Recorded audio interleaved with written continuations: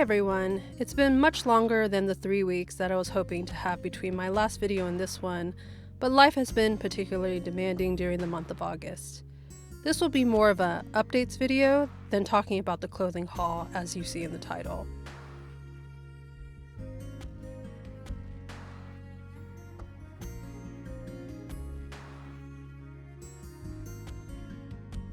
I find that when I'm overtaxed in one area of my life, other areas, especially my creative energy, is where I end up having to pay the deficit.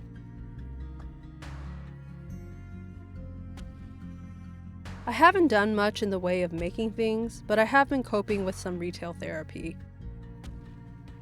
I decided that my girls needed a fresh infusion in their wardrobe, so when a listing for a lot of Sartoria J clothing came up on Instagram, I decided to spoil them. I think overall I ended up with 2 V-neck t-shirts, a sheer blouse, a bell sleeve wrap top, an overfit cable knit sweater, an animal print belt, a leather overcoat, and 2 pairs of thigh-high boots.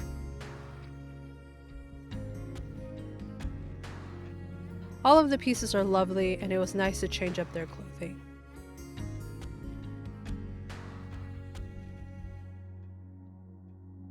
So what have I been doing that's been doll related?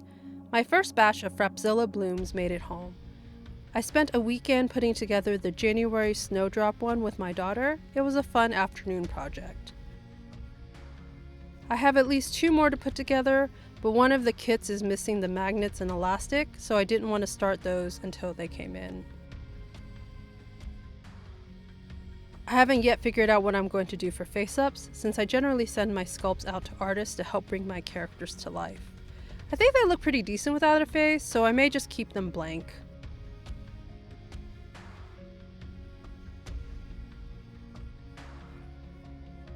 I did make some progress on my diorama. One of my weekends, I taped together several cardboard boxes to create walls for the room.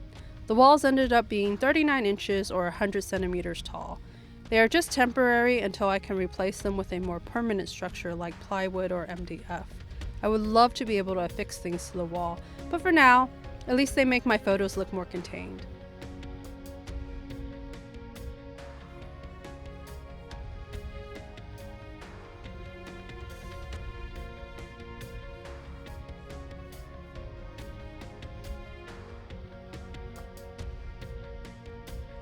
I also snagged a Black Cherry Dolls Xiao Yu moon head off the secondhand market. Since this head uses a faceplate system, I had a lot less concern because switching them out would be fairly convenient. Related to Xiao Yu, I ordered a Dollstown 7-year-old body in April around their anniversary sale. I got confirmation from Dollstown that the body has been cast and they expect to send it to me in about 2 weeks. With luck, I will have my little one, who I decided to name Saffron, all put together, and I can return the body to Matcha. I hope to share her in a future video.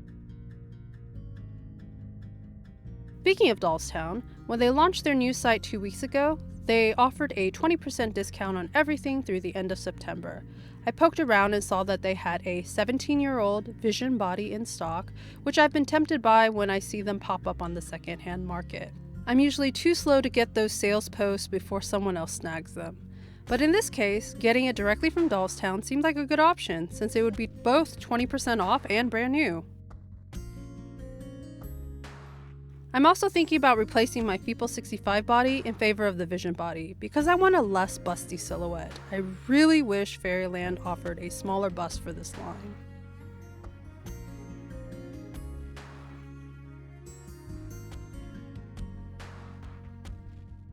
Let's see, what else did I do?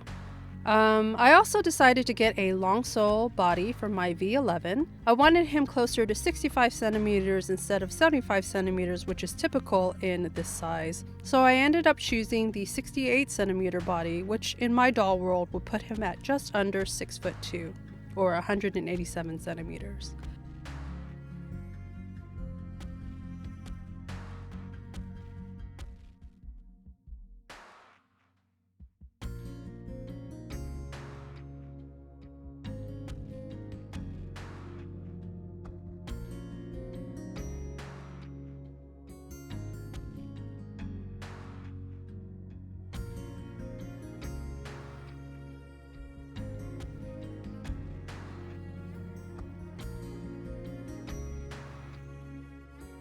I think those are the highlights of things I've done and known updates on things I've ordered. As for things I'm planning on, I still have a pair of lounge chairs from Doll Furniture Studio that I need to put together, so I might try to do that on a free weekend.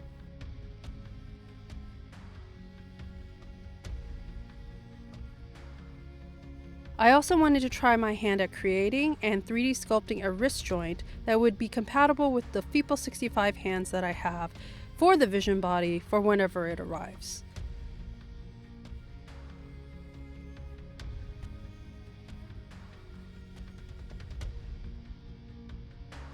I really like having easily detachable hands, and if that works, I might even look into doing the feet.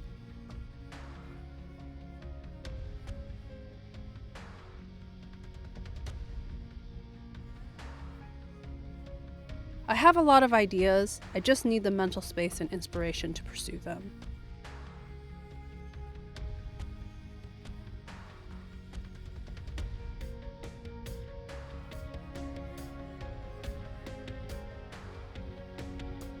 I suspect that once mid-October rolls around, I will have a lot less work obligations, which in theory should translate to more time for dolls, and therefore more things I can share on this channel. Again, I have no intentions of monetizing this channel, but I do like to document what I've done and share with those who want to know how my adventure in the hobby is going.